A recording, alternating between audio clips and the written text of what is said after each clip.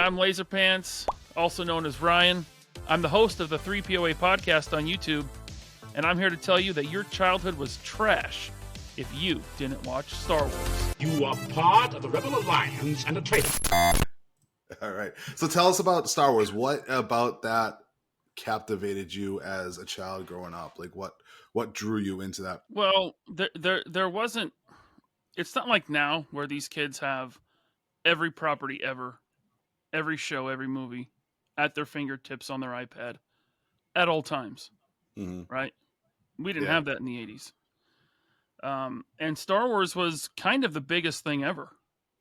You know, I was born in 81, and so I kind of have vague memories of the first time I saw it, but Star Wars has always kind of been there my entire life. Yeah. So just the adventure of it.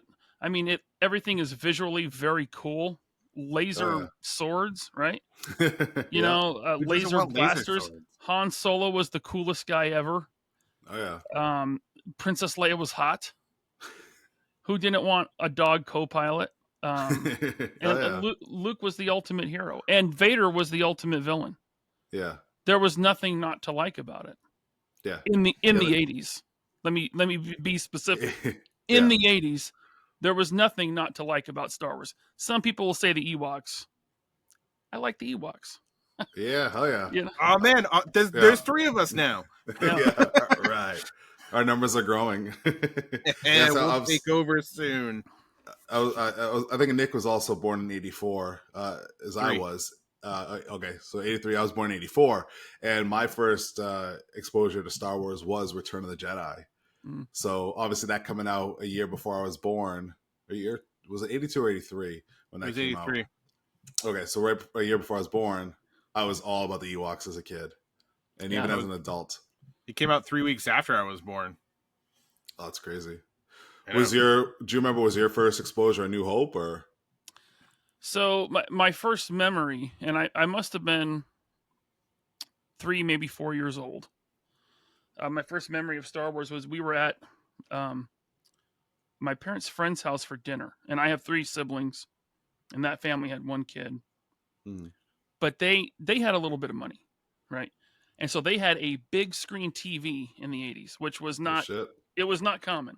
Yeah, and it was square and it was big, right? And it was the size of a car. Yeah, yes. It was like a Volkswagen Bug, but it was like a square, you know. And it was probably literally about a 40-inch TV. But at the time that's like massive, you know. Yeah. But he put on the VHS copy, or maybe it was Laserdisc. I don't remember. But I just remember, you know, the opening scene of A New Hope when Vader comes in to the Tantive 4, right? And he's choking the guy and all that. And then at some point during that scene, it was time to go. Like we had to leave. Right? It was like the end of the night when this kid put the movie on. And I'm like, no, this is the coolest thing I've ever seen, right? Yeah. And then after that, so I don't really count that as like seeing Star Wars, because that was just it was literally probably 5-10 minutes. That was just the tip. It was just the tip. But my mom had recorded Empire Strikes Back off of TV onto a VHS tape. Yeah. And so that was my Star Wars for many, many, many years. And probably towards the end of the 80s is when I first saw Return of the Jedi, because Return of the Jedi would always come on like Thanksgiving weekend. It would be like ABC's like Thursday night or Friday movie or whatever, you know, after football. And so I saw that. It wasn't probably until the early 90s when I went to my cousin's house, because every time we went to the video store to rent a movie, I was going straight for Star Wars. Like, I got to see like Star Wars, like the first one. Because I've seen Empire, I've seen Jedi. I know there's a first one that I haven't seen yet, really. And every time we went to the video store, it was always checked out, all 3 of them. Like Star Wars was never available at our VHS rental place. And it wasn't like a Blockbuster. It was a mom and pop shop. Yeah. So the best kind. Yeah. One day I went to my cousin's house, and his parents had just bought that box set with the Drew Struzan art on each cover, you know. Yeah. And I'm like, we have to watch the first one. He's like, okay. He's like, it's not really like the best one. And I'm probably 9 years old at this Yeah. point. And you're like, let me watch I'm the like, fucking movie. yeah, I'm like, I don't care. Put it on, dude. I gotta see the first one. I haven't He seen puts the it on. beginning. I was a bit taken aback at how dated it looked, even compared to Empire and Jedi. It's just like, it was even kind of slow. I remember thinking, like, when is this going to pick up? I was still pulled in. I still loved it. Yeah. But it just seemed like it wasn't at the same level of as Empire Strikes Back. Just, I don't know, visually or, because Well, I mean- Luke is very annoying in that movie. But Yeah. in Empire and Jedi, he's a badass. He's cool, Yeah. Right. But in Star Wars, it's like, oh, I'm going to the Tashi station to pick up power converters. And so as a kid, I'm like, who? Because I didn't start with that Luke. I only knew cool Luke that could kind of use the Force and that could really use the Force. Yeah. So to see him like that, I was, as a kid, I was kind of like, ugh, But then as you grow up, you kind of get it. Like, okay, he starts here, and he is still kind of an immature kid, and then by the end of his story, he's a badass who's defeated the dark side. Said I watched Return of the Jedi was my first exposure to it, and I it's probably the same thing. Mom and Dad recorded off of TV, like TBS or something like that. Back in the day, and I wore that tape out. And dude. I don't even remember how long it took for me to watch Empire or A New Hope, but I just remember being, like you said, it's Luke Skywalker. He's the epitome of a Jedi in Return of the Jedi. He's somehow got the rank of master, but no one gave it to him, and he knew nothing about that. But I still have that VHS tape from when I was a kid. I doubt it works. I haven't had a VCR in probably 20 years. Yeah. But I still have the tape.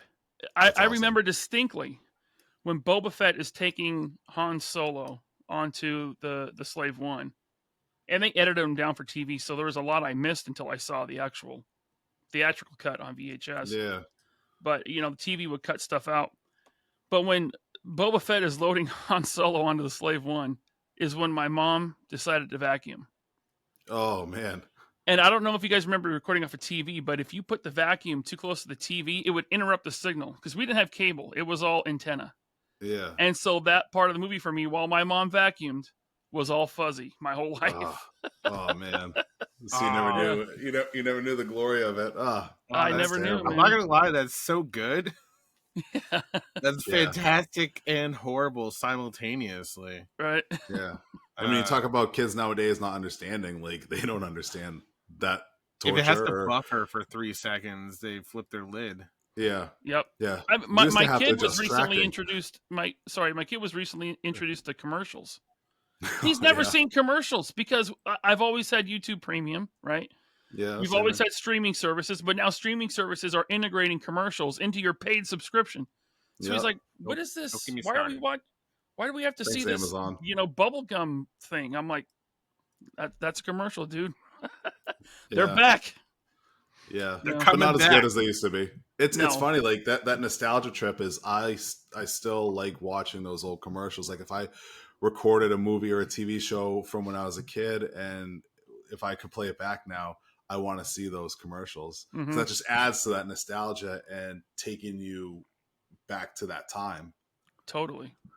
That's true. especially the toy commercials, which we don't get anything like that anymore. Those were amazing.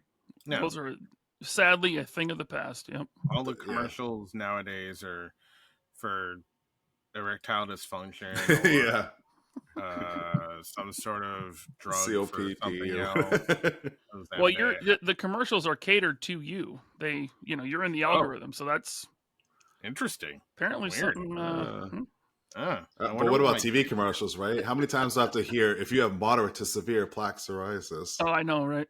It's like, what if I have extreme plaque psoriasis? Am I just? What if I have none? Yeah. Can I change the ads? Can I skip ad? I don't want medical ads. Can I just get an advertisement for the next episode of whatever random crappy cartoon is on TV right now? I'll take that. I'll take it. But so jumping into it, kind of when you did you ever get into the original Power of the Force toy line when that came out? Oh yeah, no, I had all the not all, but I had a lot of the vintage Kenner toys. That's awesome. Um, we would go to the swap meet when I was a kid, and by the time I remember buying toys, it was already out of retail. I'm talking Yeah. 86, 87. So Yep. we would go to the swap meet or thrift stores, and you would find Star Wars toys for cheap. I Yeah. remember getting them, for $4 at the swap meet with my parents. That, that's My mom would insane. pull out $1, and I'd get 4 Star Wars figures, and then like 91, 92 maybe, my older cousin was getting rid of all his toys, and I'm like, "You got some Star Wars?" He's like, "Oh yeah," and he had the AT-AT in the box. He had Oh, the nice. the Rebel Transport in the box, Y-wing, Rancor, ATST, Jeez. all with their original boxes, opened and played with, but all in their original boxes. Yeah. And he had probably 30 figures, right? He had speeder bike and a bunch of stuff. And he said, "I want $50 for all this." Oh, jeez. At $50 in 1992, That's a lot. That's a lot of it, money. Especially it for a was kid. unachievable for a 9 or 10-year-old. It was Yeah. like, how do I? So I had to That's save my Christmas money, and I and think my parents pitched in, and $50 was a lot of money for him and me, Yeah. obviously, but we did it, and Oh, I jeez. instantly got this huge vintage Star Wars collection. And That's this is, amazing. this is a few, like 3-4 years before Power of the Force 2 was a thing. Yeah. So Yeah. by the That's time, awesome. by the time Power of the Force 2 came out, I was 14. But again, the internet was brand new. You couldn't just go look stuff up on the internet and know when toys are coming. So Yeah. I learned about Power of the Force 2 when it was hanging on the pegs at the Target by Yeah. my parents' house. Yeah. Same here. And it blew my mind because I'm like, at 14, I was kind of like done with toys. I wasn't really buying much like action figures and stuff. But I Yeah. saw those and I'm like, I gotta buy all of these, right? I was like Yeah. blown away. Yeah. I had a paper route at that point. All my paper route money went to Star Wars toys. Like Bobby said, the start of collecting, right? Yep. When for our generation, and I remember, like I said, I'm a couple years behind you. I never really got into the original Power of the Force just because, for me, they were less obtainable at that point. They're very, much cycled out. I had a few figures. I had a Tatooine Luke, missing his lightsaber, so I stuck a toothpick in there. That did the Yep. job for me. And then I think I had like a stormtrooper and a couple other random figures. But every single one of my other toys that I had, whether it's G.I. Joe or anything that was around that size, was a Star Wars figure. I remember my dad had a brown like washcloth that he didn't want anymore. I cut that up, used rubber bands, and taped it around a figure, and that was my Chewie. Oh yeah.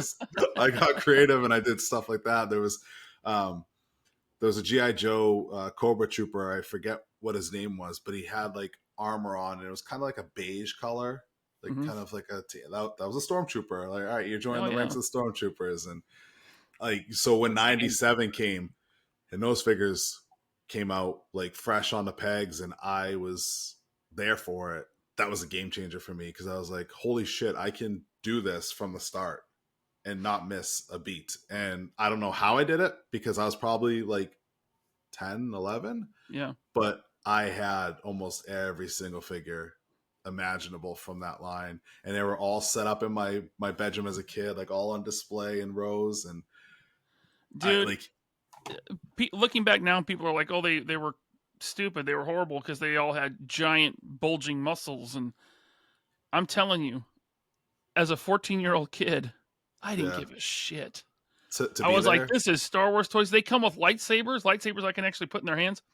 Yep. Remember when I got my vintage toys from my cousin? They had nothing. The Yeah. accessories were gone, right?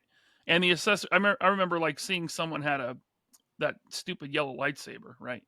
Well, then Yeah. with Power of the Force 2, they actually looked like lightsabers. Yep. So just to have Yeah. that, I didn't care if Luke Skywalker had like Arnold Schwarzenegger's chest, I was Right. just down to buy Star Wars toys. And on the Yeah. card, man, that was such a great time. Yeah. Same here. It was you had to be there. That's the, Mhm. like you can't look like as an outside collector now or anyone looking back, it doesn't make sense. I'll agree. but to be there in '97 in those stores, it was a whole nother thing. Like it was such a it would smack any kid in the face to see that.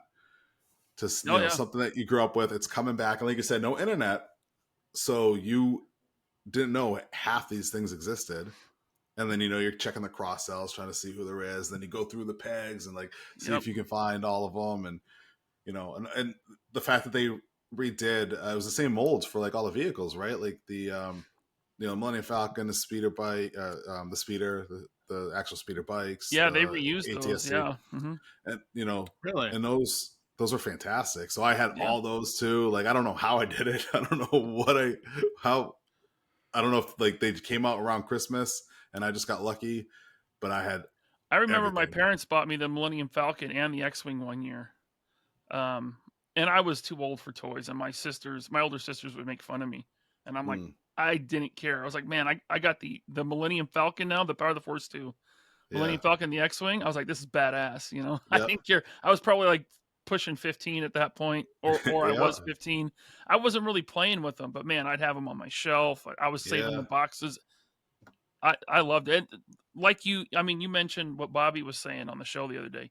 That is like when I became a collector. Yeah, same that here. was the transition for me right then. Yeah, exactly. And it fed that need to like have them all. Like it fed like, and I even though it's a lesser quality and it's nothing beats the original trilogy, I even still remember midnight release for the episode 1 figures and being there in line at like 11 o'clock at night, standing in line outside of Toys R Us, waiting for the doors to open up with all my money just to rush in and grab everything. I was there, dude. I got, what was it? Was it like Mace Windu and the battle droid on the speeder? Yep. I think that's what I picked up that night. And weirdly, I also picked up a Beast Wars Optimal Optimus Prime. And I wasn't even, I love Beast Wars. And I just thought, I'm like, this looks just like the show. Yeah. I mean, it's like, it was probably like $30. And that was a lot of money to me at the time. But I was like, I got the money. I'm getting this thing. Yeah. That was the beauty of, at least of the episode 1 release of toys, is because we're older. We had jobs. We had money of our own. So I remember going in there and like, I had to get, Padme and, because there's Padme and then there's Queen Amidala. They're 2 separate figures, not the same character, when they first came out with that before the movie was even out, and you grabbed, Darth Maul, and I grabbed everything I could get from that. It was like a for me, that was kind of my exit from collecting Star Wars for a long time. Yeah, like I remember because I got those 2 things. I got the droid and the Mace Windu, because it was like a madhouse in there. I was looking at the back of the packages or something, and I was like, well, there's 2 more movies. There's going to be 3 movies. That's a lot of figures. I'm like, this is never really going to end. I'm like, if I start buying these, I remember thinking this at 17. Like, if I start buying these, I'm going to run out of room. Yeah. And so I was like, I'm not going to buy Star Wars anymore. I just like the original trilogy. I'm going to keep that stuff. And I didn't hate episode 1, but just as far as toys went, I was like, this is a bit much. Yeah. So what I'm saying is I was smarter then than I am now. Sure. Oh, yeah. Because now I'm just like, give it to me. Yeah. It's funny that you say that, because I feel like that rings true with me too, because I had all episode 1, I had a ton of figures from it. Not a ton of the vehicles, but I had a couple. Just, I don't know if it was still feeding that need from, Power of the Force 2, continuing on with that. But when Attack of the Clones came out, I barely bought anything. Yeah, I didn't get anything. And then by the time Revenge of the Sith came out, I think I bought 1 figure from Revenge of the Sith, and it was the deluxe Anakin where you turn him into Darth Vader. It was like his charred, burned body. That one. I think so. Yeah. Because they had it was crazy. They had a figure where it was like his de-limbed, burned up body.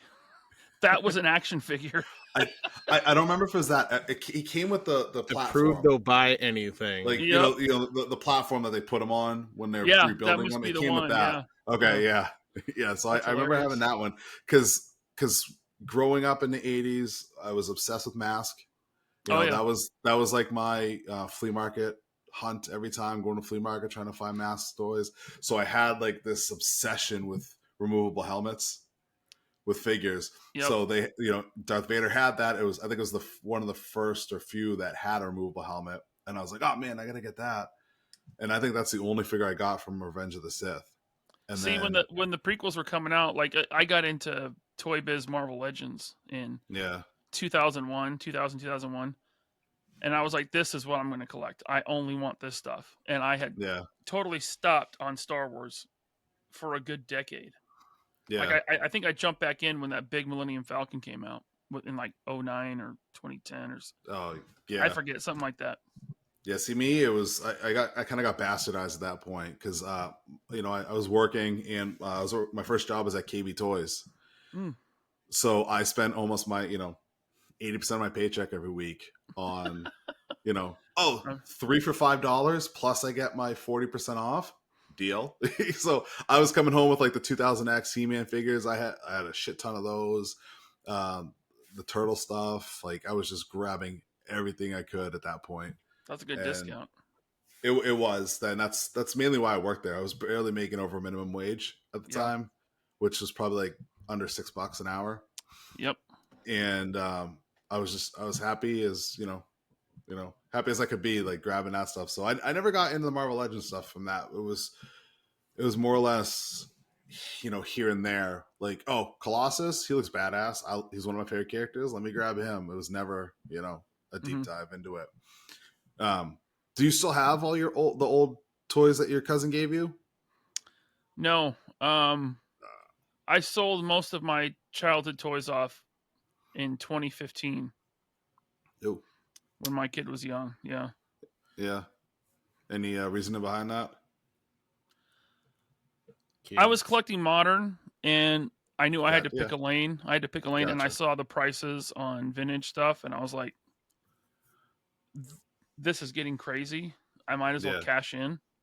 Yeah. And I did. And I ended up using that money to take my kid to Disneyland for a week. Like I made enough money on that stuff to take my kid to Disneyland for a week, dude. And so I have no regrets at all. But yeah, that's why. That's awesome. And I've been strictly modern collecting ever since. And after that, I focused down again. So yeah, I know people think I buy a lot. I do buy a lot of stuff, but I'm focused now. I'm not just getting everything. It's hard, man. There's so many good things out there that it's hard. It's hard. Even then, it's hard to focus down. Like when Classified came out, like I love G.I. Joe, so I was like, all right, cool. I'm gonna just buy the Joes. I'm gonna keep my money tight. Just buy the Joes. And literally, I was trying to make room because they're all behind me. I was trying to make room the other day, and I packed up 50 Cobras. Like I'm like shit, and I'm like just different troopers and all that stuff. And like I started army building them, and I'm like, why do I have 8 like Cobra infantries? I'm like, how did I even get these? I don't remember buying them. Yeah. Like it was like so. I get that, trying to whittle down. It adds up quick. Yeah, but you know what? Nostalgia's a bitch too. Yeah. Right. Like we have a local shop here that does like secondhand stuff, and they're not primarily like a toy shop. They got like a lot of like antiques, rings and stuff like that, but they have a ton of vintage toys, always cycling in and out. And I finally picked up after 30 something years a vintage Wicket that I've always wanted. Because again, I love the Ewoks. That's the only vintage figures that I kept with my Ewoks, and I don't even have the rare. I don't even have Lumat or Ramba, which are like the crazy rare ones. Yeah, Power Force. Yep.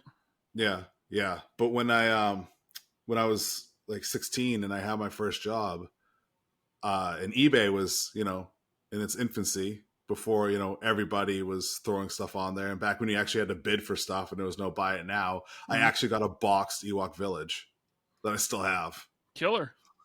And stuff like that. Like I'll keep. I try and stay modern too, but my God, the vintage stuff just like bites me here and there, and I'm like, crap. Well, all right, I'll spend $50 on that, or here and there. I think I was lucky enough to not have to ever get rid of my stuff. Like, you're lucky. I kind of had the same thing that you did, Ryan. Like going all the way back, my first experience with Star Wars that I have a vivid memory of was going camping, it raining, and there being like this almost like from a movie, you know how there's always like a ski lodge and then there's always like a TV or something there. There was like a lodge at the campground, and because it was raining out, we were hanging out in the lodge, and for some reason they were playing Empire Strikes Back on repeat. Mm-hmm. So that was that. And then a couple years later, I was up in Canada, and my uncle was always on the height of technology, so he did have a Laserdisc player. And they had Return of the Jedi. Only Return of the Jedi though. Still don't know why. So I watched that and like Days of Thunder for all like, on repeat constantly. So like I went up for a week one time, and I watched both movies probably at least 24 times each in the week. But at the end of the week, they were having a yard sale, and my aunt proposed a trade of mine because they wanted to get rid of all their stuff, and their son was a huge Star Wars collector. So I had a lemonade stand, and I sold lemonade, and whatever I made, that was what they would take in payment for all of their Star Wars stuff. Nice. So Yeah, I had cool. like a full like, you know, the figure box. Like I got The one of collector's those. box, the Vader one. I think so. With like, it had 2 trays, and all the characters went into the trays. Oh, okay, yeah. So there was one of them filled with characters. Ugh. Like Greedo, Luke, Chewie. I had 2 R2D2s, C3PO, at least 2 Ewoks, and like a number of other characters, and TIE Fighter, Vader TIE Fighter, X-Wing, Snowspeeder, Millennium Falcon, and it was like $15 Canadian. Score. Which is like $3 American. So right at the time, it was like it was a great rate. The only downside is there was a flood in my basement, so some of it I haven't been able to locate, but I do still have like a good chunk of it. Some obvious stickers got kind of worn when they got wet, but the plastic dried out and everything like that. So a lot of it was still around. Interesting. I used to have a stuffed Wicket. That's pretty cool. From the 80s. Oh yeah, stuffed animal that got destroyed in that same flood, and my mom tossed it without telling me. I found out 3 years later. That's always heartbreaking. Water's a bitch, man. I was like, you couldn't have just thrown him in the freaking dryer? Like, I carried that man. Dryer doesn't kill mold. You know? Yeah. I mean, if he's all fuzzy because of green stuff instead of his red outfit, orange, brown, burnt sienna, whatever color outfit he was. So, has your favorite movie changed from when you were a kid till now? No, I mean, I go back and forth between Empire and Jedi. I love Jedi the most as a kid, I guess, because there's a resolution. Yeah, you know, the good guys win. I love the battle on Endor, the Ewoks. Just I love Jabba's palace. I love that whole thing, you know, and the Rancor. Yeah, the Rancor eating the Gamorrean guard was one of my favorite parts. I'll stick with Empire Strikes Back, but if I'm being honest, I think as a kid it was Return of the Jedi. Yeah, I probably agree. It definitely had more going on for it, you know, as far as being entertainment for a kid. It had a lot, like you just said. But as an adult, you got to love the somber tone of Empire. And, I mean, like you know, downbeats. The good guys lose. You know, there's no happy ending. I mean, the trilogy itself is one story, so there is a happy ending. But Yeah. just having, Empire Strikes Back, and it's a dark movie, Yeah. and I think as a kid I preferred excitement and happiness, and not so Oh much yeah. Yeah, for sure. darkness. Yeah. I As an think to adult, this, you want something that imitates life, and obviously Empire does that, Yes. right? You know. I guess I'm in the minority. Return of the Jedi is still my favorite.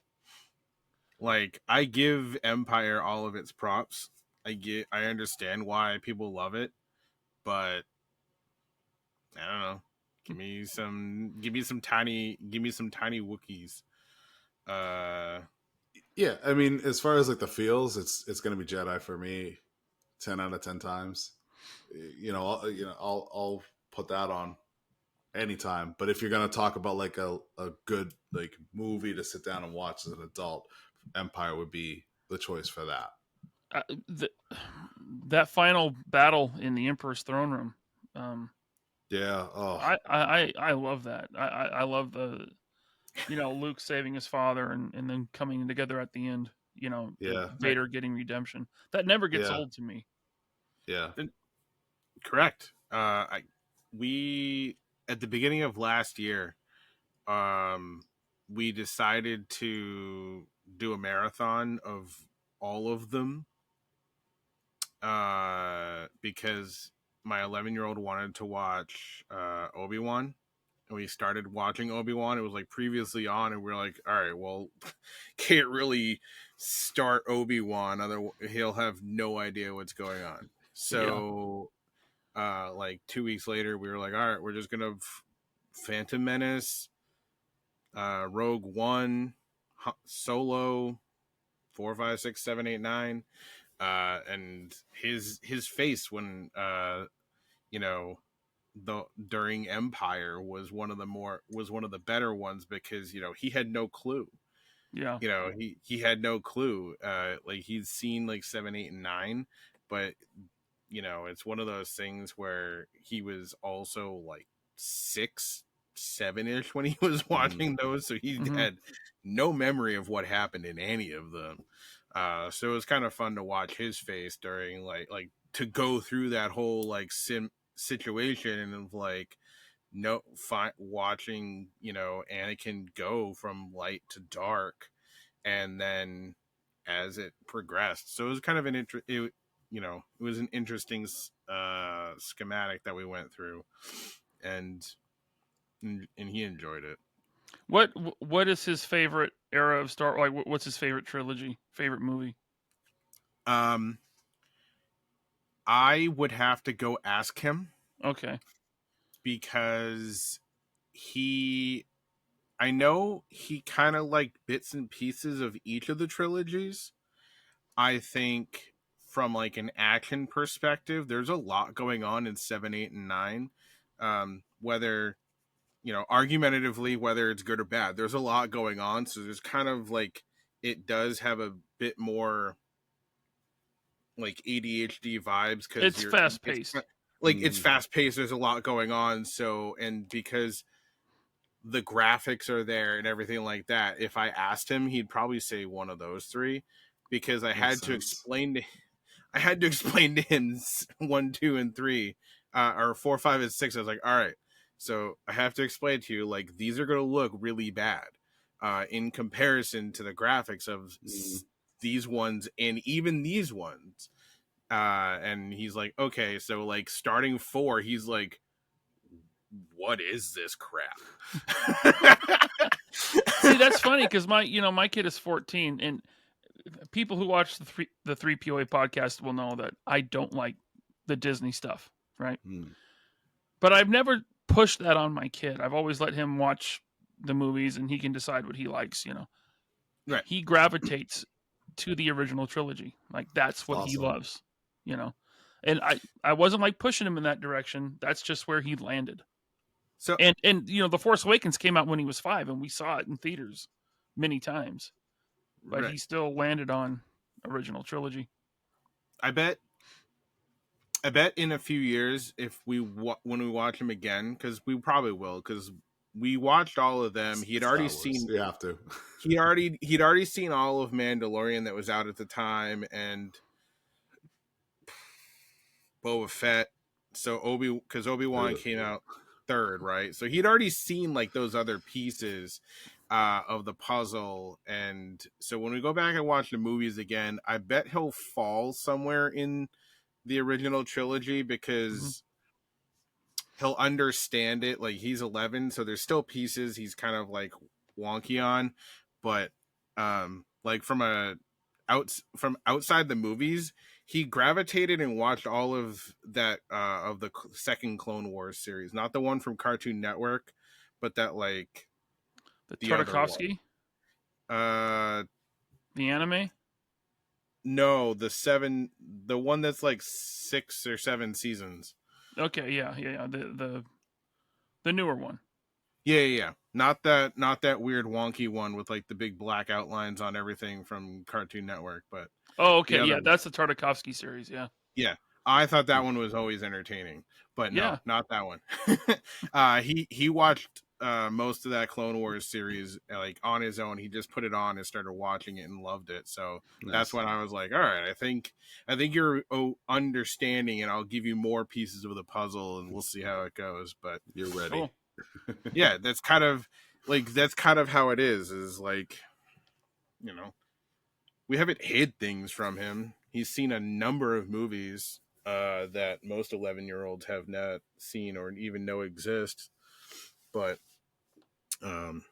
yeah, I think a lot of like a favorite might also depend on what a kid is like leaning towards, right? Because you got the camp that growing up you want to be Han Solo, and then you got the camp growing up where you want to be Luke Skywalker, right? I wanted to be Luke, hands down. Yeah. I wanted to be Luke. Same I here. see what you did there. You know, neither is a bad choice, Right. but they were completely different choices.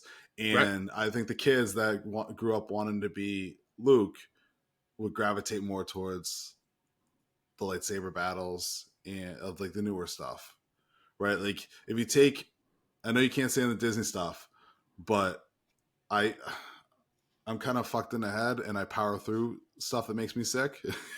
You know, so I'm up to date on everything with that stuff, as painful as it is. I haven't seen Acolyte, but everything else. So Acolyte, I was gonna say, one of the episodes has one of the best action scenes I've ever seen in Star Wars, and like just when I saw it, I was like, oh, I almost tapped out because there's one episode that was just complete trash, like dog shit. I'm like, I'm done. This is the worst thing I've ever seen in my life.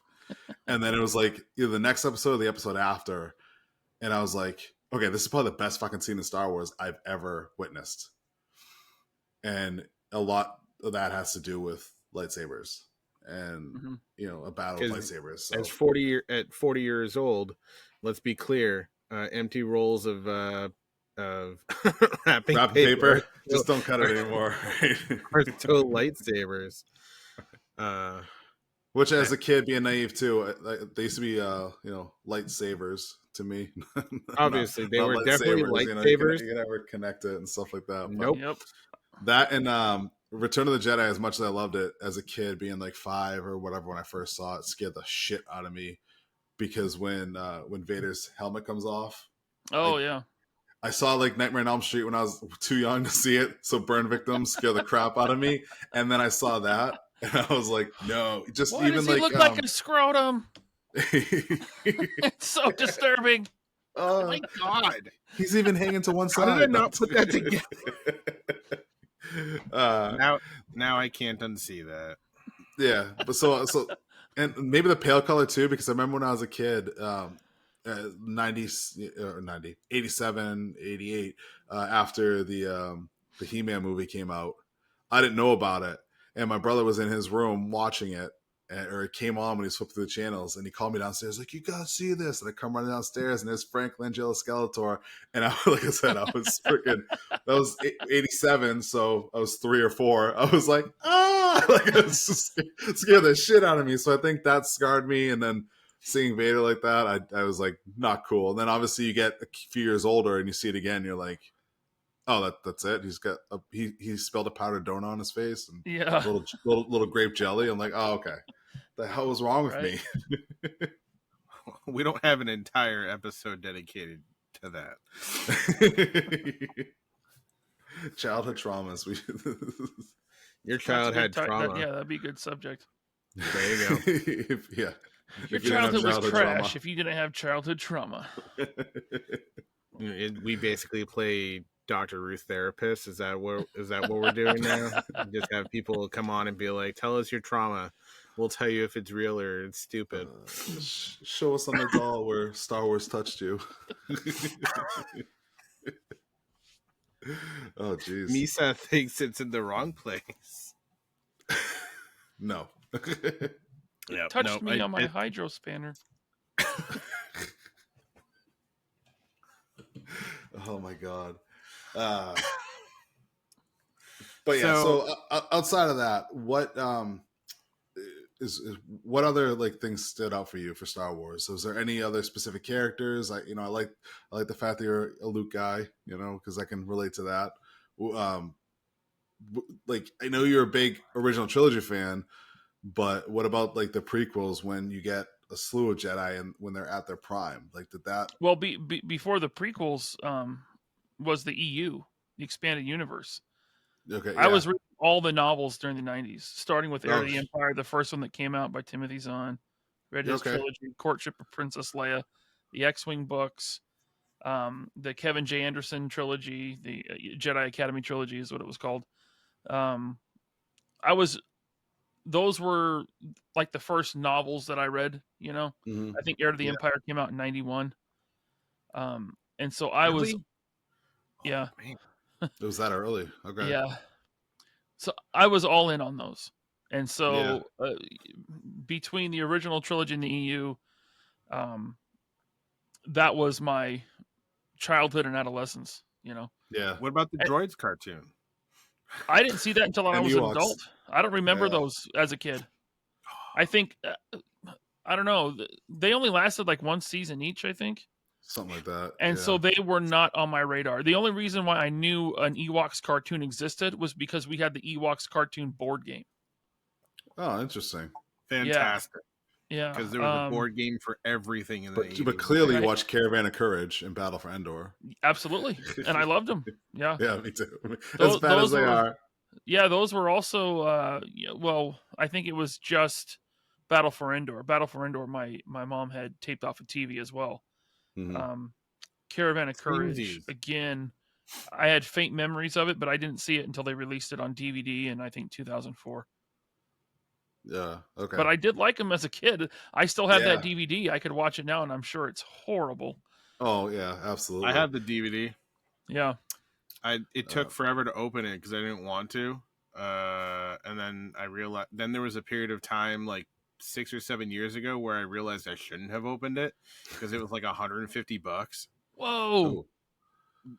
So it was one of those, it's just like the original uncut trilogy DVDs that existed where it was made for a short period of time and then never made again. Yeah. When Disney Plus came out, like the price dropped a lot, obviously, because there wasn't only one way to watch those movies now. Just so we're clear, the Caravan of Courage and Battle for Endor, you still have to find either those super weirdly rare DVDs from Best Buy to watch the uncut DVDs of the movies, or you could do what I could do and just pull out the laser discs. Oh wow! So those two Ewok movies are on Disney Plus. Yeah. It's under it's under like crap retro Star Wars or something like that. Retro shit, you want nothing. I forget what it was. I forget what the exact category is, but it's got the Ewok movies, the Droids cartoon, the Ewok cartoon. Yeah, those are all on there now. Yeah. Some of the other stuff that basically was EU, and then Disney bought it, and they're like, it's not anymore, so bye. Like all the novels. I remember someone wrote, I forget the novel, but remember the witch from Battle of Endor? Yeah. Yep. Someone wrote her into a novel where she was like a one of the witches of Dathomir. Huh. That had like relocated to Endor for some reason. I forget where I had read that, but that was in there somewhere. that actually makes sense. Like I could Yeah. follow the logic cool. behind it. Yeah. You know what doesn't make sense though? Wilford Brimley wearing glasses. And not complaining about diabetes. Yeah, right. Well, let's be clear. It could have just been cut out. True. Yeah. In fact, that's actually where they got the commercials from. It was just him complaining to put it on set. Yep. That little They had to digitally edit out Wicket. that fast little guy from that movie, I think he was like after when I first saw that movie, he was my favorite character. And Noah, right? Noah's Wilford Brimley. Yeah, Noah's Wilford Brimley, but there was what was his name? I remember Mace and Sindel were the brother and sister. The brother and sister. Yeah. Mm-hmm. Hold on. I know who you're talking about. I don't remember the name, and I can't remember anything he does. I just remember he was Speedy Gonzalez. Basically, he was Teak. like Teak. There you go. Teak. Yep. There you go. Yeah. And he, basically Ewok Flash. Yes. And God, he was so good. They made a figure of him in a Disneyland like box set. Oh shit, that's cool. And I bet that thing goes for a mint now. Probably. Yeah, probably. Probably. Because that guy, no, it's something about him was just like it was him and Wicket. It was him and Wicket, and they were like my favorite characters. And nobody it took years before anybody had ever even knew that the Ewok movies existed. And I was like, I thought everybody watched these as kids. That's not commonplace. I watched the shit out of it. Yeah. I had the audio storybook. You guys remember those? Oh yeah. It would be a children's book that came packed with a cassette tape, and you put it on your, and it would ding, and that's when you knew to turn the page. Yeah. I had that of the Caravan of Courage. Oh, that's cool. I bet it's probably still at my mom's house somewhere. If I wouldn't dug for it. I still have an old children's book from the Ewoks. For the Ewoks cartoon. I still have an old children's book from when I was a kid of the Ewoks cartoon. Oh yeah. Cool. I have any number of random things. I did end up getting they started releasing episodes on VHS, and I ended up getting at least one of them for the Ewok cartoon.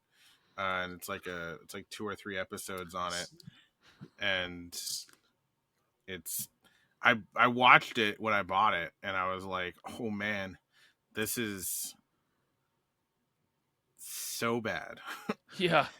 I watched the sci-fi channel back like in the day used to play that in Droids. It was like a 2-for power block every in the mornings.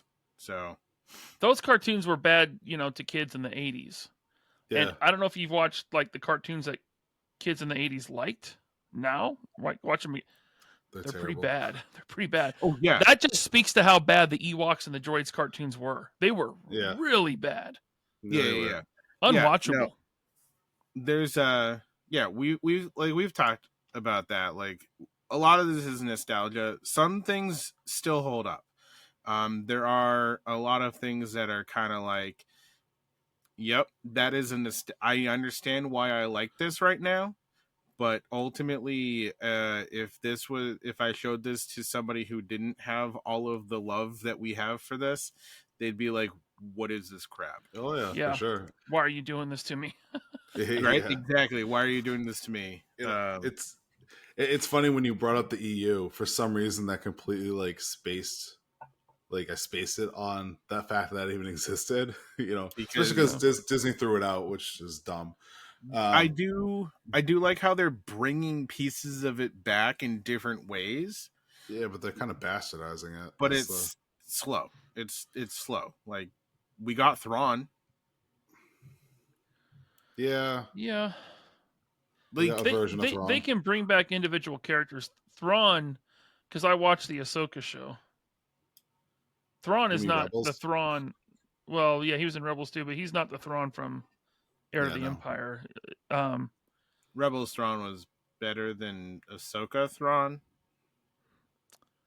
Yeah, I mean, Ahsoka Thrawn was useless. Yeah. Everything he did was stupid. But I'd rather just have him leave the old characters alone and move forward and do their own thing. Which is Personally. which is also true, because you also don't want it to, like, I have a friend who absolutely loved Thrawn, and wouldn't stop talking about it, and then he was super pissed when Disney bought it and was like, this is no longer a real character, and he's like, the fuck. Like, I actually got to meet Timothy Zahn and stuff at a convention years and years ago, and somebody asked him about how he felt about it. He's like, they can do what they want. Like, it's still the character. Like, he's still, I still love him, but can't take those books from us. You can't take the sky from me or something like that. Wait, that's something else. But even like Shadows of the Empire, like I was all over that shit too. Me too. I don't think it's a good story though. Yeah. I always thought, like, okay, so we have to have like some second-rate Han Solo fill-in because Han Solo's in carbonite, Dash Rendar. Dash Rendar, yeah. The best part about Dash Rendar was they made a game, around him, the Shadows of the Empire game, and that was cool on the 64. On the 64, I love that, but just his ship was blown up right at the end, and he went missing, and it's like, yeah, because Han's coming back. We know that. Yeah. Like, he basically is Han, Yeah. Yeah. I mean, we got some pretty cool toys out of that line. The toy line was cool, dude. I like that toy line. We the got 2 packs with IG-88 and Boba Fett. And we got a Boosh Chewbacca when he was and then Luke as a royal guard or something like that. It wasn't Luke a royal as guard, a Coruscant guard. Yeah. Okay, yeah. That like those are some great figures. Prince Chewie had the flat top. He was like a bounty hunter, right? Yeah, and the little target system on his eye and stuff. Yeah. And then you had the swoops. Instead of speeder bikes, there were swoops. Yeah. Dude, give me that with the driver or the pilot. I don't know what you'd call it. Give me that in Black Series. Because that was the coolest. Like that was just as cool as the speeder bike. The pilot was unique and cool. I was like, it's funny. love that toy. I think the speeder bike was the first thing that I ever army built in my life. Like, I had 3 of the speeder bikes with the troopers, and then I had Endor Luke that came with the speeder bike, Endor Leia that came with the speeder bike. I was like in heaven, and you press a little button and it explode and stuff. Like, I had so much fun with those. But yeah, Black Series needs to do something with that. They need to do a lot of shit because they're not a lot of shit differently. That's for sure. Yeah, no more holiday repaints or credit collection. And all I can say is, addiction's a bitch, right? We all know that. There's no way I was going to pass them up, but I'm so mad at myself for paying $25 for a Wicket figure. Oh, for Wicket? For the Black Series Wicket, yeah. Oh, I paid full price on it. I didn't care. Same here. Great figure, but that's a lot for those should be 2-packed. If it's original trilogy, I'll buy it. As soon as the first time I see it, every time. Except the one exception was for the Indoor Trooper, which I really wanted. Yeah, but I was like, this should not be $22 on Amazon. I know, but when it first came out, it was $35, and I'm like, there's no reason for this to be $35. This is, they know people want it. It's like kind of the last Trooper they need to do for the original trilogy, and so they're price gouging. So I didn't buy it brand new, and I waited, and like you said, I got them for $20 a piece, and I got like 4 of them now. That's awesome. Yeah, I've held out on them. I haven't really gone Black Series much. It's funny, you can't see it's over there, but when the Black Series first came out, I bought Darth Maul. And I still have that Darth Maul figure. He's the only one from the original, the infancy of the Black Series that I bought. sucks because he's cockeyed. Like the paint on him was terrible. Like he's literally cockeyed, so I can't even like look at him without like my eyes hurting. But then I went back and I was buying like the Endor shit. Like I got Endor Han, Endor Leia, because this was recently, because they were like, oh, I can get Endor Leia for $8. Done. Yeah. So I started getting a little bit into the Black Series with that stuff. I gotta do Ewoks. You know, luckily before they single packed Paplu, you know, when he was just in the San Diego Comic-Con box set, the $150 one. Right. Luckily our mutual friend Sal, I traded him a couple Ninja Turtles for that figure, so that was a nice easy purchase. Yeah, that was a good box set. I like that one. It was. I wish I had the money at the time and knew I wanted it, because now I'm just piecing it together pretty much. I just need Luke and a speeder bike, which I could pass on a speeder bike, but yeah. Good chance they'll re-release Luke though. They always do. Yeah. There's always a new Luke. Yeah. I don't know. I think it's weird to think, because I, you know, growing up watching Return of the Jedi and loving Ewoks and Endor and all that stuff, you know, I think my favorite versions of all these characters is always going to be the Endor versions. Just, I don't know why. It's just them in like basic camo. Not even. It looks cool. They look like they're part of a team. You know, it's cool. It does. Yeah. They're battle worn. Yeah. They've seen some shit together. They're about to see some more shit together. They're about to get eaten by tiny Wookiees. Although when they first did this and they came out, I can tell you that I love the special editions, because it was more Star Wars, right? This is at a time where it wasn't oversaturation. It was, oh my God, I'm getting the Star Wars that I know and love with added stuff. But as an adult, like, they gotta just give us the original uncuts, because so many people want those. That'd be nice. You know, supposedly they don't have them, and I'm like, yeah, supposedly. If you want, I'll give you. Look, you can buy them on the internet, guy. Disney, you can go buy the original film canisters. Han shot first. Ewoks don't blink. You know, Ewoks don't blink. Jabba is not in episode 4. If I could keep one thing, it would be the new Ewok song. I like the new John Williams music over Yub Nub.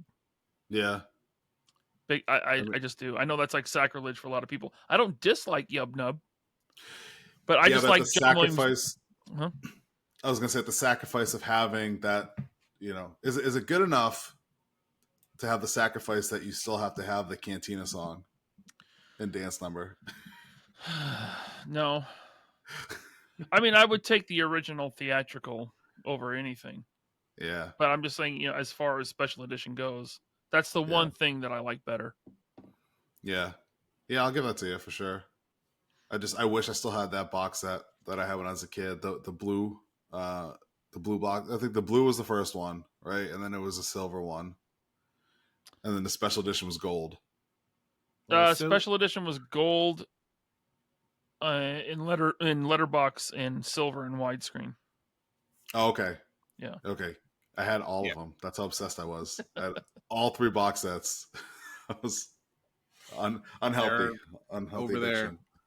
Over the years, I picked up the VHS box sets, but back when I first got my Laserdisc player, some random customer when I was working at Best Buy overheard me, and then a month later, he came in, like, gave me 200 and something of them, including 3 copy, like a copy of each movie in each version of the Laserdisc that came out, including the big box set with all 3 that's like 9 discs or whatever, that is still sealed. Oh, wow, cool. Yeah, that's crazy. He was like, here, I've been tossing them in the trash, and I was like, okay. So that's where a good 75 or 80% of my Laserdisc collection came from. Some random guy who was just getting rid of, toss them in the trash. So that's crazy. I just kept him in the loop as to what movies were coming out each week and everything like that. And nice little hookup. It wasn't bad. So who do you think is the better marketing genius? George Lucas with Star Wars or Gene Simmons with Kiss? I don't know. George Lucas, I think. I mean, before Star Wars, there wasn't really merchandise like that There for was movies. Not at nothing. that level, not at that scale. No. You know. The So honest answer is, I don't. With all of the iterations of it over the years, I don't think there's anything like. I think Turtles might come close, but that's like we're talking like Star Wars has consistently released. They've never like. I don't remember a time where I haven't seen Star Wars toys on the pegs for a long period of time. well, I Like do. basic, Yeah. right, From 86 to 95. right, but that's it. Is like that's a long period of time, Yeah. right? Yeah. Basically, they started releasing the toys, and then the original trilogy came out, and then for better or worse, everybody became obsessed with Star Wars for the first time or again. Yeah. And even with Episode 1, because it was a good movie at the time in comparison to nothing. It was something. Yeah. And we got one of the best looking characters that gets killed off and is only 10 minutes of the movie. Qui-Gon, right? Oh, Right? sorry. Him too. Yeah. Yeah, Qui-Gon was the closest embodiment of a fucking Jedi that we got. Mhm. Yeah. I kind of see, if Luke's story would have continued, and I know it technically did by Disney, but I would have liked to see him become. I think he would have been a Jedi like Qui-Gon. Yeah. I think Qui-Gon had it right, and the rest of the Jedi Council had kind of gone astray. They had kind of gotten too full of themselves, too dogmatic. Yeah. Yeah, for sure. When you go back, like that was actually one of the things I noticed now is going back and watching them, and I'm like, man, they're really kind of like dicks. Especially Mace Windu, right? Yeah, Yeah. like Like, they're Miss- kind of like we're better than all of this, and even Obi-Wan's kind of like, all right, like I get it, but like can we like you guys are kind of like, and none of them like caught on. They're all like no. And they all have obsessions with cutting off arms or hands. Yeah, right. Like it's it's why Anakin went to the dark side is because they're all kind of like, I'm better than you. He's like, are you sure? All right. No, you're not gonna chill out for a few minutes. I They guess should have I'm just gonna granted start him the rank of killing you. master. None of this would have happened. That's all they had to do. Yeah. That's all they had to do is one little thing. I mean, But yeah, I definitely would have liked a scene where Lucas's Luke would have gone. Because, I mean, I know a lot of people are polarized by it, but I freaking hated The Last Jedi. Same. I hated it. Like, I would rather watch The Rise of Skywalker 100 times over. Like, I've only watched The Last Jedi, I think, once. And it's because they destroyed my version of Luke in that. Yeah, they killed him. And and they knew what they were doing. Rian Johnson. How many times in that movie did someone say this isn't going to go how you expect it to? He literally told you to your fucking face that he's going to screw you over. Mark Hamill tried to warn us. Yeah, which is why I was okay. I was 100% okay with the fanfare in Rise of Skywalker because of that. Except for the whole like Rey Skywalker bullshit. That was dumb. But I loved everything else. Chewie finally getting his medal. Like, come on, that was awesome. And I barely remember. Right, I kind of saw it once. Yeah, and that was enough. Yeah, I'm not saying it's a good movie. I'm just saying I'd rather watch it 100 times over than The Last Jedi. Well, at least Ian McDiarmid's in it, and he's always good. He's great. I love him as the Emperor. Yeah, I did not hate the Emperor scenes in that. I liked how it was dark, and like they made it more like Empire-ish with it. Like it was it was more somber and dark. I like how they did that with it, but story's still all over the place, and I wonder what it would have been like if J.J. Abrams got to do the entire trilogy front to back. It probably would have been better, but Yeah. I still don't think it would have been good, No. but that's just me. Yeah, I mean, it was interesting to see what he did. Nothing's gonna ever live up to the original trilogy to us old Right. timers. Look, You know. it's hard. Like it really is hard nowadays because everybody thinks that, all right, you guys go stand in front of the green screen and call it a day.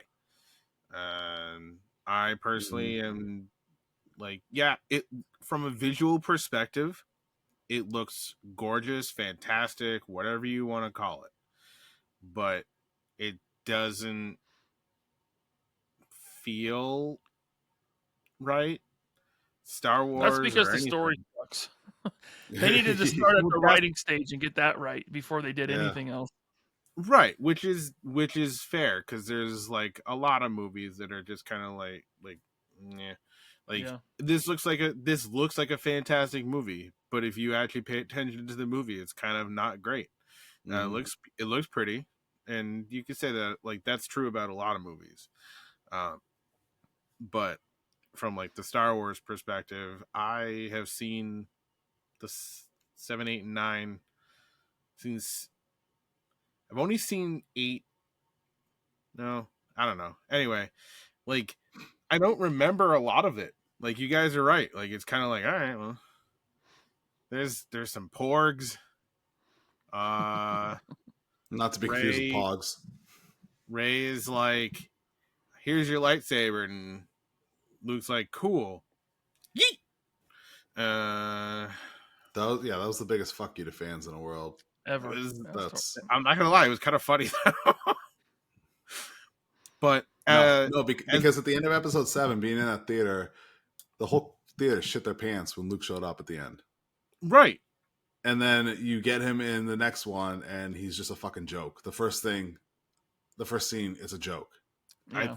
which and it's a big middle I finger. thought was No. hilarious because I was like, this is really what they're doing, and I did think that, but it's kind of it's always kind of weird when you have to go back and like try to fill in holes or you're trying to expand on stuff that somebody else created, and then like you guys said, like Abrams, like I won't I don't understand like sequential movies like not being done by the same team. Like it just my Happens a brain lot. right it does and it causes problems a lot, you know. Like I just don't understand it. Like sure Marvel movies are one thing, like sure it's like an overall arc, but most of the directors are kind of like, here, you go vision it. Here's the story we've already done. Like the stories, they're not doing the story, right? Like it's kind of already given to them. They can kind of tweak it a little bit, but for the most part, they're just saying shoot and cut and stuff like that. Um, I mean, I'm sure there's lots more to go into that. Nobody yell at me, please. But you know, uh, but that's it. Is like you're doing a trilogy. Just let them kind of do AB. Like let them let if you're giving them the control, let them do it, and don't freak out at the smallest thing. Yeah. See, I think the Right? thing is they either need to go into it having all 3 movies written so they have a clear, concise path and they understand it, or standalone movie. Right. You I know?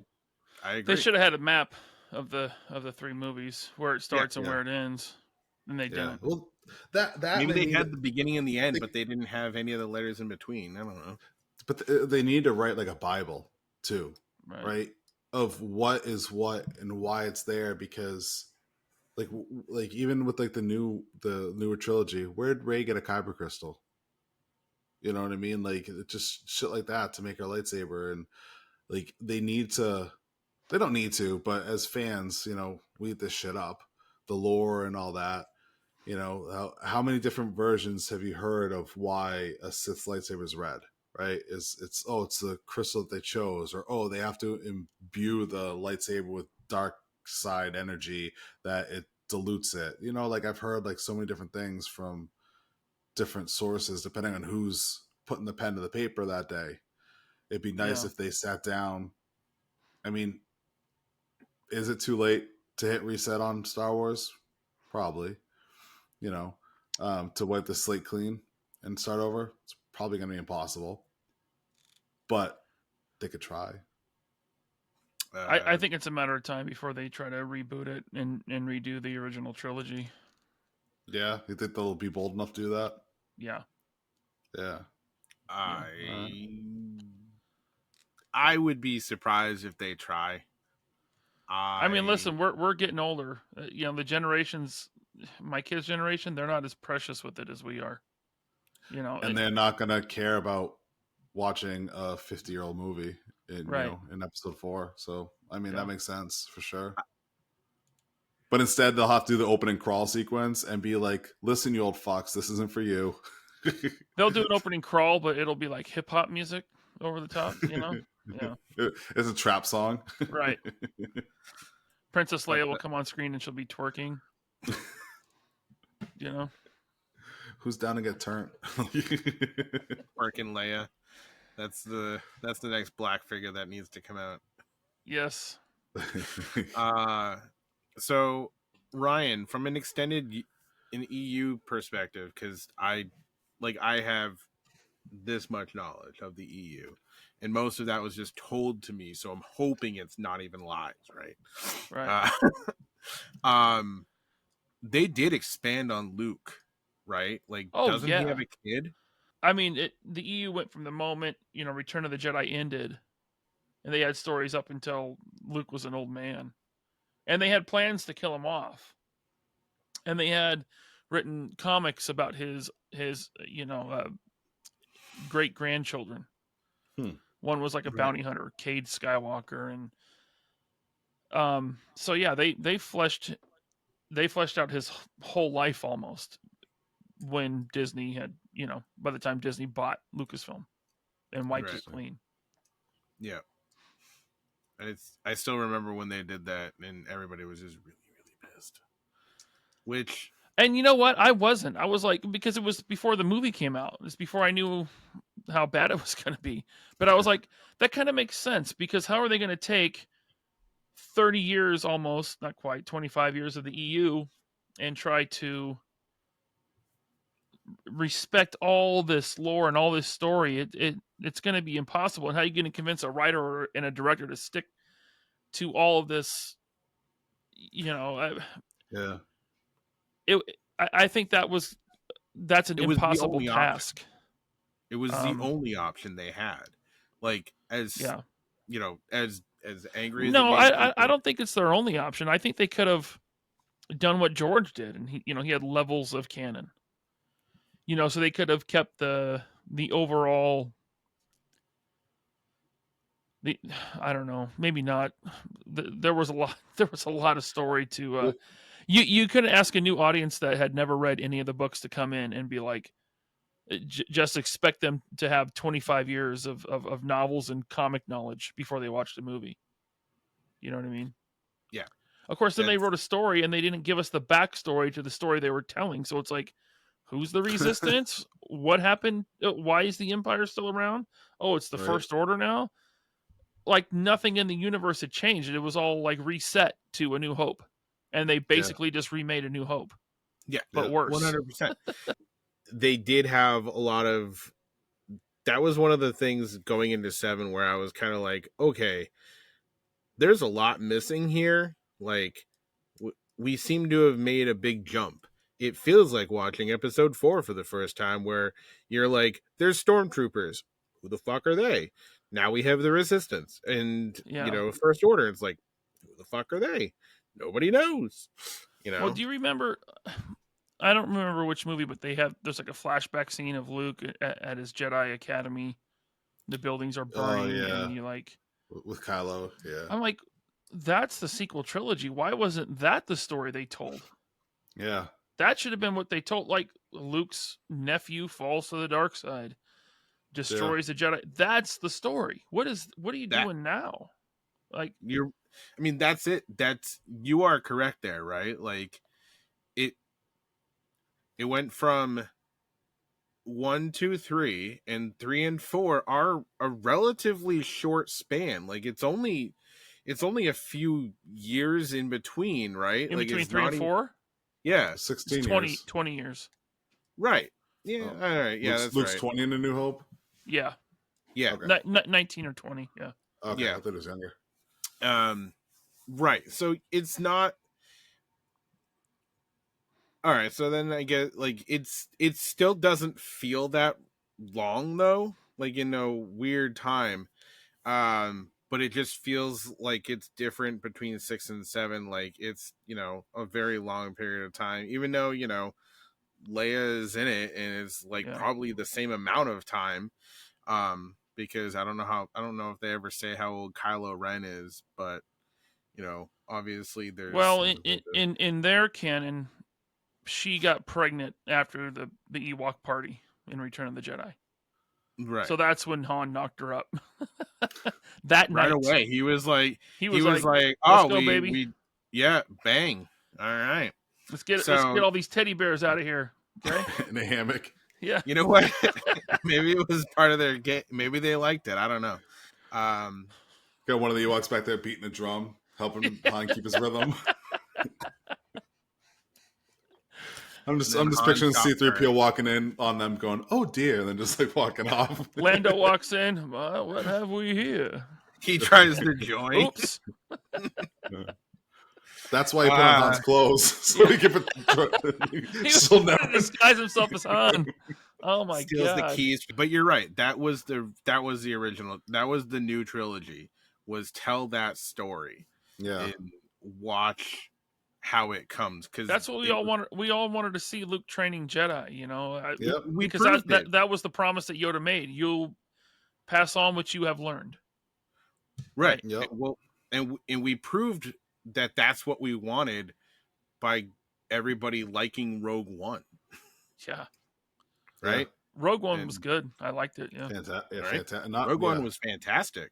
movie, not about Jedi, but in the lore, and it was, oh my god. There was a blind guy, One of the best Vader scenes Alan ever. Tudyk. Oh my god, that's the first time you saw Vader as a badass, like So just a good. total, just slaughtering everybody.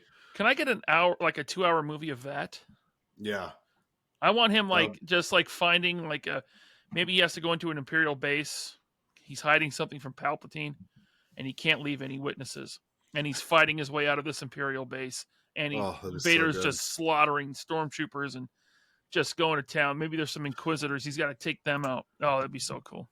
But yeah, like there's so much they could do with a Jedi Academy thing, with Luke training and expanding on the Force and using it to, like one of the cool things that they did in Episode 7 was when Kylo just stops that freaking blaster beam in midair and just suspends it in animation. That was cool. That was so cool.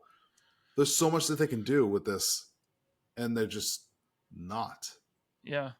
Like there needs to be that like Jedi Academy.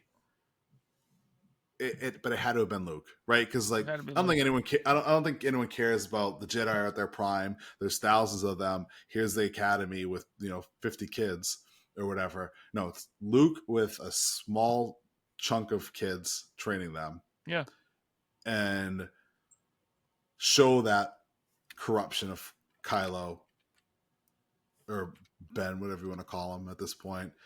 Show that corruption. Show him, succumbing to the dark side or whatever.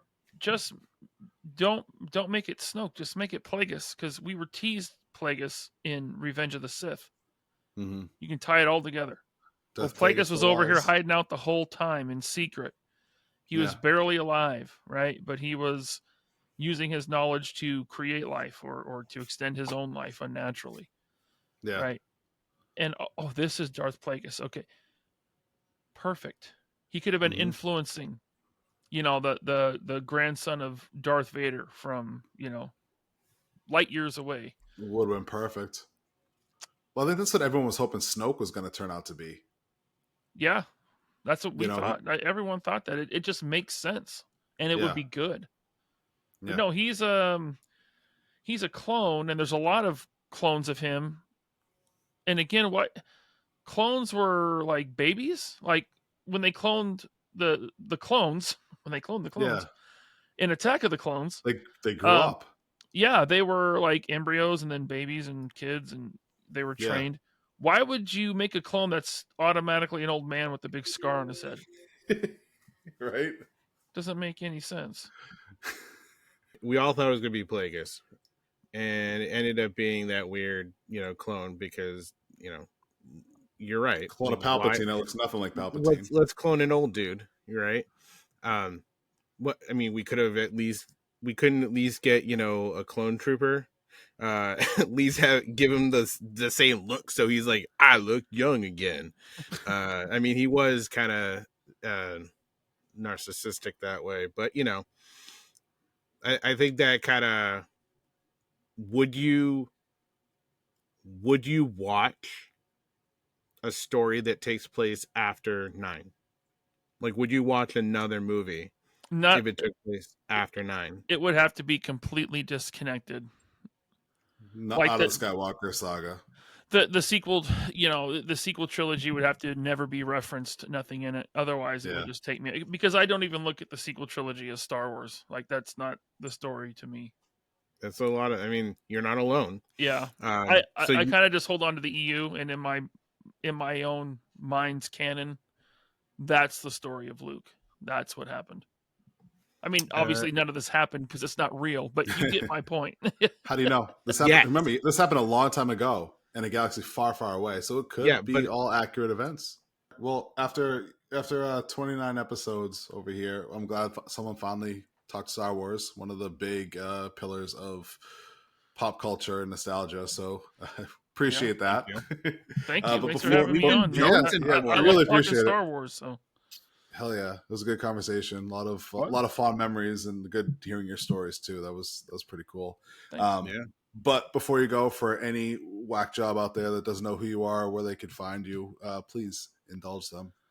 My name's LaserPants, or Ryan, and I'm the host of the 3POA podcast, along with Bobby Valla, and we talk action figures and toys every other Saturday at 5 p.m. Pacific. Perfect. Well, thanks again, Ryan, and we'll see you pretty soon on the next episode of 3POA. All right, sounds good. Thanks.